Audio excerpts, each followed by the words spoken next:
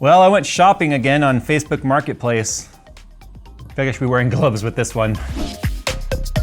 The Be Quiet light-based PC case features a flippable design for either an upright or lay-flat orientation, cable trays and covers, and supports newer backside connector motherboards for a super clean build.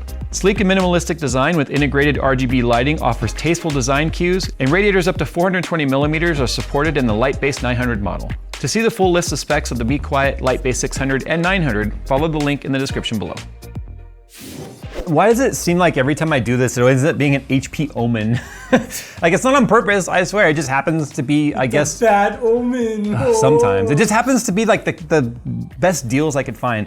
Now, we did this a while back. We did this a couple years ago, actually, and did a whole update series of like buying an old used PC, how to check and see if it works, how to make sure, you know, you're not getting scammed in some way. Remember that other one? We had like some really weird Windows version on there where like Defender was completely missing from the computer and there were other things I just didn't trust about it. But the hardware was good and it was basically in like pretty much the same case. Now this one's got some wear and tear, like it's busted back here. It's filthy inside. Ooh, the button's sticky. I'm gonna tell you about the specs and stuff. Oh, the USB 3.0 is not even plugged in. Does it even have anywhere to go? Hey, right there. So here's what I got for it. I'll tell you the price and all that in a sec. I got the tower with some mismatched RAM. We've got a missing I/O shield in the back, mixed in with all the cat and dog hair or whatever that is. I got a keyboard. It's an Aki keyboard, missing the top right key. It even has a spare motherboard. It's at some point, somewhere, and I put this cover on right here. It had no cover. Pins all look to be fine, but it has a spare motherboard for whatever reason, I don't know. You see the pins all do look okay. Don't know why the motherboard was exchanged. You didn't say why. I didn't check to see if there's even a drive right there. Probably not. Nope, there's not. So anyway, moving on. Let's talk about the listing. So I was just searching gaming PC on Facebook Marketplace, and I came across this post, and I tend to just kind of, if I get a price bracket, that makes sense, right? So I was just looking at price sort by low, right? So I found it was 450 bucks and I'm like, oh, that could be good, it could be bad. So you can see here, like it's powered on. Now they used a stock photo here, which is clearly not of this PC because the stock photo shows it has a 120 millimeter AIO. This clearly does not. This next photo, yes, it is of this PC because the USB 3.0 is not plugged in, just like this one. It looks like it's lit up. It's got the same mixed RAM, which is kind of funny. Anyway, 450 bucks, and I'm like, ooh, well, that could be good, that could be bad. If you remember the last time the HP Omen I got had a, oh man, I don't remember. Phil will have to put the specs up here. I remember it had a 3060, I don't remember what CPU. I do think it was a 10th gen, I could be wrong. They wanted 500 bucks for it. I offered them 300 bucks and they took it. Now this one they wanted 450. I didn't know what to offer because there were no specs. The listing literally says, for the details, or the description, need gone ASAP. So, that makes me wonder a little bit like, why do they need it gone ASAP? Is it not theirs or something? That's not my problem, I guess, at this point. I have to just assume it's theirs. Anyway, and they were really motivated seller. In fact, they drove an hour to me to sell it. Yeah, anyway, seemed like a nice kid though. I say kid, he was probably in his mid-20s. You know, he was clean, dressed nice. His car wasn't all like sketchy or anything. It just seemed like a guy that's like, look, this is taking up space. I don't need it anymore, I want the cash, whatever this is worth. So I said, what are the specs? It's a GeForce GTX 1660 Super, so it's already a lesser spec than the 3060 version we got last time. It's got a 10400, an i5 10400 CPU. Not a great CPU, can do the job depending on the game you want to play. But I know now that at least we can go up to like a 10900K or a 10700K, which would be a huge upgrade for the CPU. You can find those fairly cheap these days. It's got 32 gigs of RAM, total mixed, who knows what the speeds are and stuff, we'll check that in a second. It's got a 500 gigabyte SSD and a 500 gigabyte other drive. He says, I just want this gun, I can do 350. I offered him 300 and he took it. So here we are at $300, a lesser spec PC than the one we got a couple of years ago, but again, if the price of new goes way, way up, so does the price of used. So not as good of a deal as what we got last time, but one of the better deals I saw so far, if everything happens to be working. Now it needs a deep cleaning bad, but before I do that, I need to make sure it works because I don't wanna go in here and with a brush and a vacuum and start touching things and then not know if I caused the problem. So I wanna point out too, this is also a 500 watt power supply. HP branded. So that's gonna be our limiting factor on how big of a GPU we can go later and how big of a CPU. So, okay. There is no toggle switch, so it should turn on theoretically. Okay. There's a light up in there. There's lights. Okay, we got an image. That's good. He said he wiped Windows. So it should have a working Windows key, theoretically. He said he wiped it. I don't know if that means he just deleted his stuff or did an actual Windows reset. That is. Let me see if he'll answer. Yo, what's the pin? This is unfortunately the real reality. Sometimes you buy a used computer is it might have a working OS on there, but they might have forgotten to remove any particular security measures on there. So I did message him asking if I could have the pin for the PC, we'll see. This SSD is also, dude, it's a freaking 240 gigabyte Force GT. He said it was a 500 gig, so I already were wrong on that. Unless this is a different drive. Do we have an NVMe? Okay, we do have an NVMe. Well, we know it works. I can at least clean it up right now and see. Okay, so I'm just gonna do some basic cleaning here. Oh, it's missing 1, 2, 3, 4, 5, 6 screws. Is it just one screw? No, they got one screw on the top and one screw in the middle. That's Nice. it. Oh, there's some cruddy crud in there. Let's take a look at what RAM we got here, because this is a weird ass configuration. We got 1 stick of T-Force, 1 stick of HyperX, and then 2 sticks of Corsair. DDR4, obviously. Okay, so the team group, it is an 8 gigabyte stick of DDR4 3200, CL18 202040. This is the one it originally came with. It's got the HP sticker. So it's a HyperX Fury, but it has the HP sticker. This one here is another 3200. Doesn't have timings on there. It's an 8 gig stick. This is a 3000 megahertz DIMM. CL15, 17, 1738. So these are better. This would be better RAM for gaming because of those tighter timings, even though the 200 megahertz slower. But that means these other sticks had to slow down memory-wise to 3000, but these sticks timing-wise had to slow down to the slowest timings over here. In fact, they may not have even gone faster than the JEDEC like factory speeds for DDR4. Oh, I see why his USB 3.0 is not in there. One of the pins is completely mashed down flat. Now that can be fixed. I bet you I can fix that. What we have here is a Western Digital 512 gigabyte. Oh, it's an NVMe. It's an SN530. So he responded, he gave me the pin. Phil thinks that means he's a gullible, scammable person. Because I'd be like, hey, so do you have a 16-digit number attached to like a little plastic card? Can I see that? This guy did vape though. Like everything on here feels vapey, if you will, like the stickiness and stuff of it. So I cleaned the rear fan because this 92 mil fan is the only exhaust fan that we have. Remember last time I put a cheap fan on top and used the zip tie trick to hold it down, which might even make sense on this one, just to hold the top. It's like all coming apart. All right, I just want to see if I can fix this pin without it breaking on me. It's gonna break. It's already flopping around. So the pin just bing, ejected itself out, which means I can at least plug this back in now and see if maybe, oh, it might work. We'll see. All right, back together, clean the outside. Round me outside, round me outside. As I'm cleaning this, I'm realizing just how like terrible this chassis is. It really relies on the side panel. It's like structural glass. Yeah. Why is there a correlation between people that do smoke and vape and PC? Like, it seems like that's a high number of like probability that, oh, you're into computers, you probably smoke. I don't know, maybe people in chat can chime in. I'm just curious. I don't smoke, so, and I never have. I don't understand the correlation between like some people I know that are like heavily into PC are also like chain freaking smokers. Maybe it's an ADHD thing.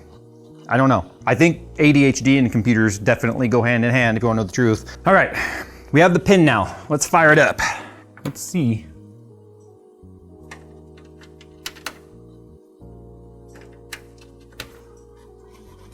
Oh, doesn't work. Try the other one.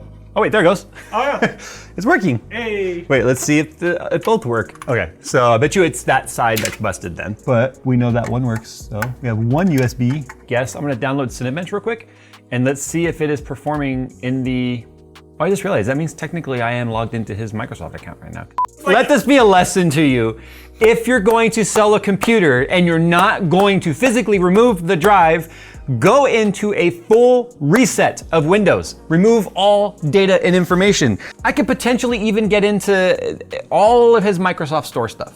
The thing is, I'm not even a hacker, and I'm starting to be able to drill down into finding much more out about this guy and his Microsoft account. Anyway, if you're gonna reset the PC, you go to settings, you go to reset this PC. Then you do reset PC, remove everything. Don't do this where you just tell it remove all your stuff, but don't remove your accounts. Like, I don't know why anyone would wanna do that. Okay, so remove everything. This won't take long. Remove apps and files, do not clean the drive. Delete all files only from Windows Drive. But I want it to delete files from all drives. And we don't need to do necessarily clean data. Just remove your files. This is quicker but less secure. If you click that, it says clean the drive. This may take hours, but will make it harder to recover files. So that's more of a format. Now it says it could take hours because there's hardly anything on this drive, and because it's an SSD, it probably wouldn't, but we don't have that kind of time today, so we're just gonna do it this way. Next. So I wanna see if this still works.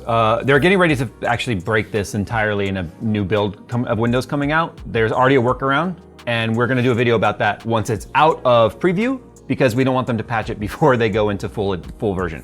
But right now you can use, if you do Shift F10 when it's asking you to install and set up your Windows, OOBE for out of box experience /bypass NRO will basically tell it to, hey, the login stuff, we can go forward without having to sign into Windows or a Microsoft account, which is exactly what I don't want to do right now on this PC, because I don't want this PC to be tied to my account. Okay, so now we are logged in.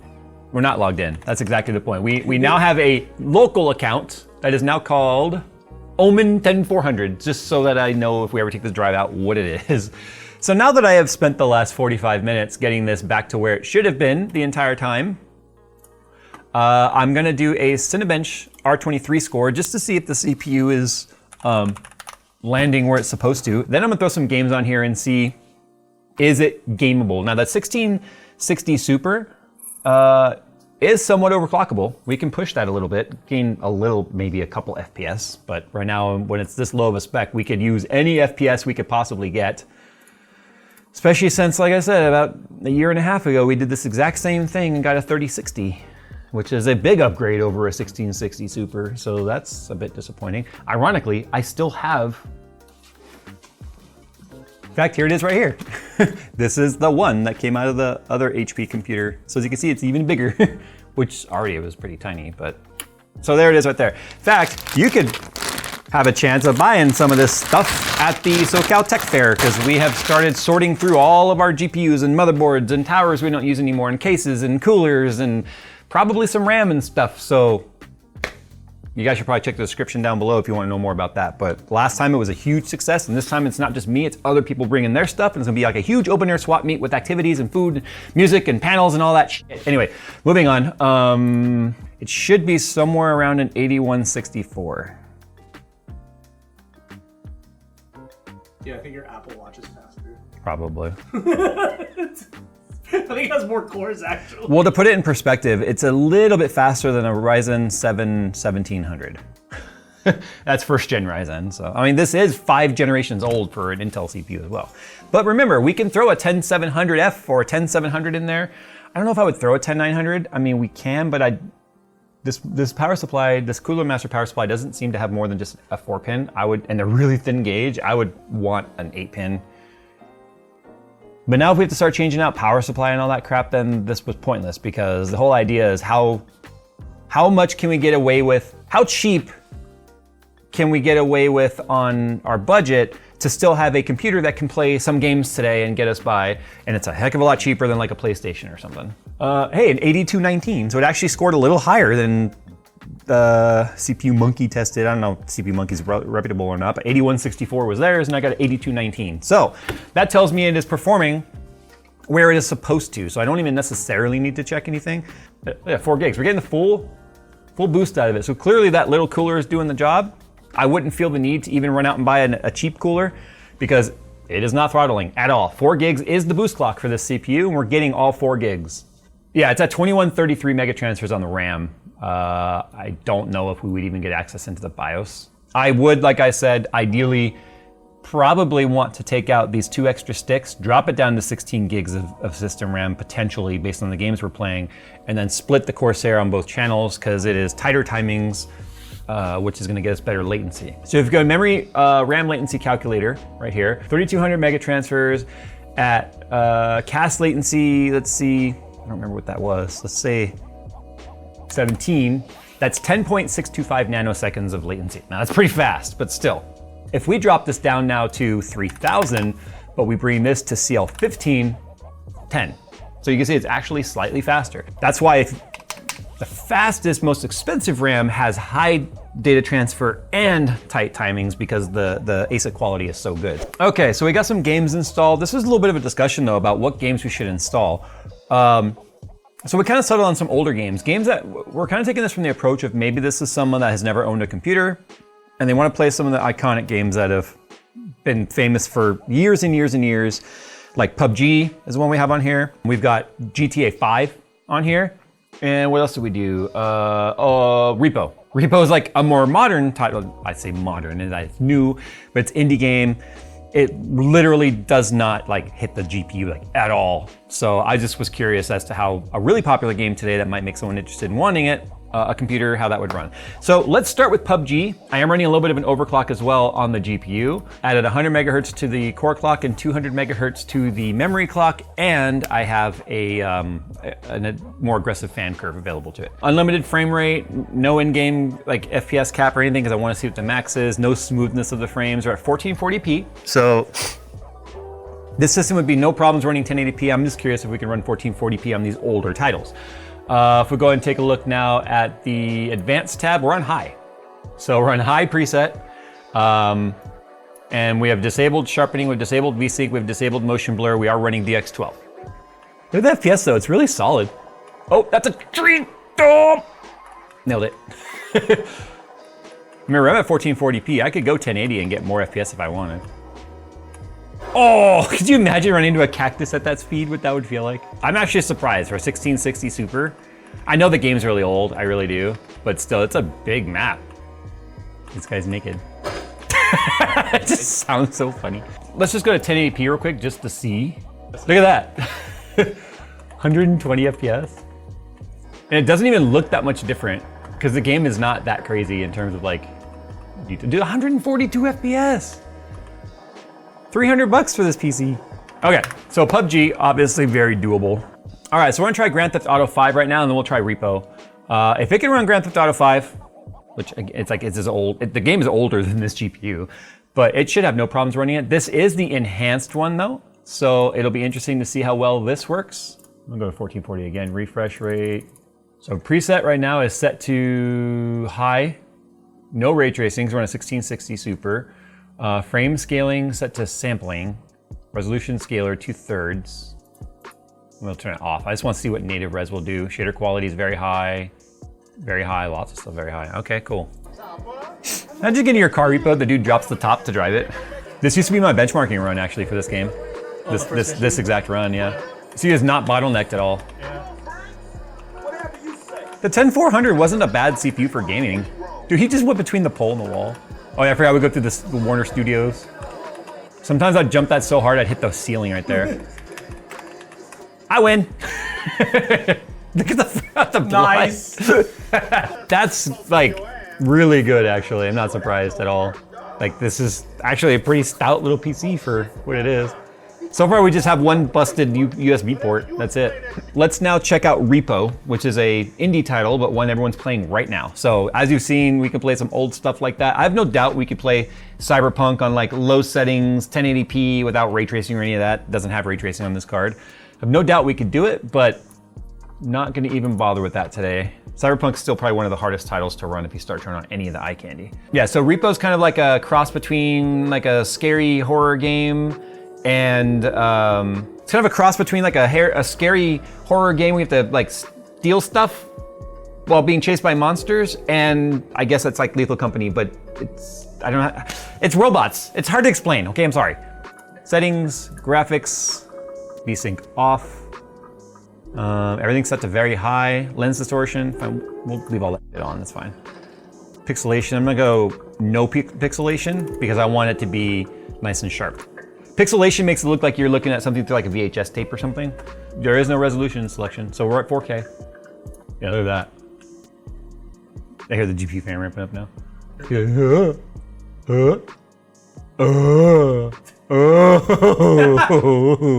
And if you have my mic right now, his mouth would be like Terrence and Phillip. It's hilarious.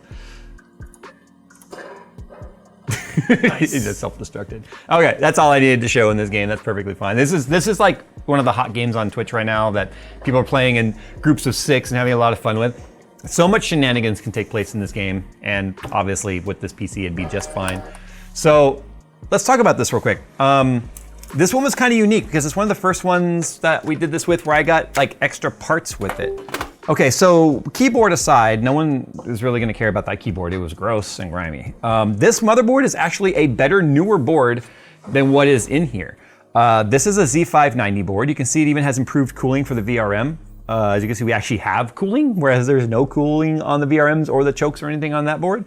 It's weird, it has a split 2 4-pin EPS, which is very strange. Whatever. So because this is a Z590, this is actually an 11th gen board, where that's a Z490. I don't even know if it's a Z, but it's a chipset for 10th gen. So this, we think he got this board potentially to fix the USB problem like we mentioned, that pin was all screwed up. Probably never installed it. Has a slot for 2 NVMe drives. It has the same slot right here for our wireless. And this, we have options here. We could hang on to this. And if we decide to update this system in the future, we could update into 11th gen, which technically I think we could with Z490 as well. I could be wrong, but I think you could BIOS update and get 11th gen support. But we could choose to sell this board for like, I don't know, 30, 40 bucks, right? That gets us this tower down to about 250 bucks, 260 bucks, depending on how much we sell it for. If we were to nix the 2 sticks of RAM that are mismatched, causing us to slow down our RAM, get, I don't know, 10 or 15 bucks a DIMM for that. So now we're talking at getting another 30 bucks back. So now our tower's down to like $220 net cost. Based on the gaming performance we just are seeing right now, that is actually pretty damn good. This drive right here, I'm a little bummed that it's a 240 though, and not a 500 like we talked about. It's actually pretty warm too right now, which is interesting because there's nothing reading or writing to it. It's just chilling there. I probably would remount this like over here somewhere where it can get a little cooling in some way. But anyway, yeah, so for $220 net cost, if we were to sell this board and sell those RAM sticks, it's pretty impressive. Actually, I'm gonna be honest with you. Not as good as the last one we got, but you know, things have changed. Unfortunately, times have changed. So what we're gonna do now is we're gonna go and end this video and say, so far it works.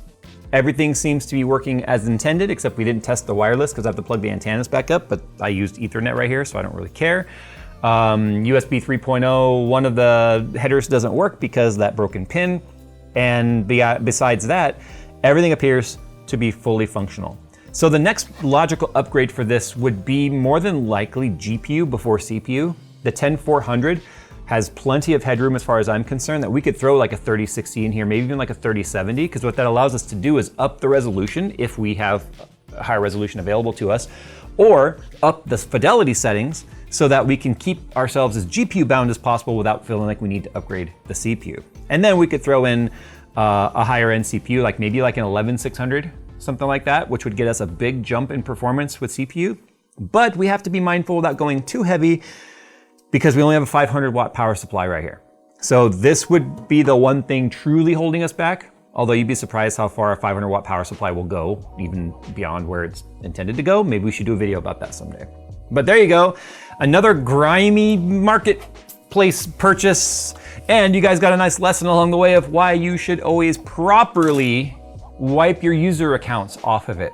If we were those types of people that would take that information and just for fun dig and see how far we could get into this guy's information and access, all the crumbs were there to get where we wanted to be if we were trying to steal information. So we didn't do that. We wiped it and started over. Anyway, there you go, guys.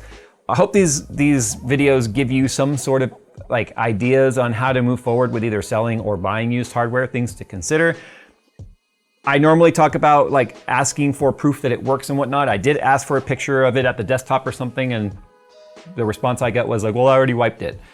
He could have still shown me the login screen, and I might have been like, yo, you didn't wipe it fully, I see your name. But I literally took this one as a blind, here's the money, give me the tower, let's see what happens. So, which I think sometimes people do without doing enough homework or asking enough questions, especially when you're handing over hard-earned cash. 300 bucks is not chump change. The guy initially wanted 450, which would have been an absolute ripoff for this setup.